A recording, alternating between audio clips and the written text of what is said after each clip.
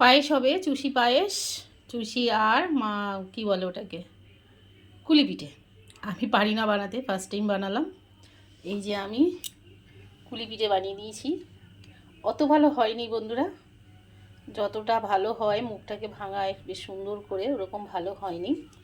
আর এই যে চুষি পিঠে, এটা একটা ইতিহাস ঘটে গেছে। কারণ ছোটোবেলায় মা আর দিদিমা যখন চুষি পিঠে কাটতো, তো আমি আর আমার দিদি মিলে বসে লম্বা লম্বা দড়ির মতনগুলো করে দিতাম। এবার যাই হোক, কিছুটা পেরেছি, দুই এক মানে অর্ধেকটা ওরকম কেটেছি, লাস্টটা পারছিলাম না, হাতে ব্যথা করছিল। তারপরে কি করেছি দেখো, এটাও একটা বিষয়, ভালো বিষয়, অনেক সহজেই করা যায়।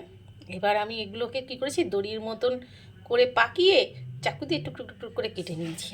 কী সুন্দর আমার চুষিগুলো হয়েছে ঝরঝরে। আজকে আবার রোদে দিয়েছিলাম, ঝরঝরে চুষি হয়েছে, দেখেছো? এবার এগুলোকে পায়েস করব, চুষি পায়েস কুলি পিঠে দিয়ে।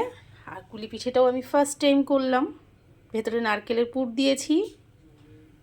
আর আমার নিজেরই খুব হাসি লাগছিল যখন আমি চুষিটাকে বানাচ্ছিলাম।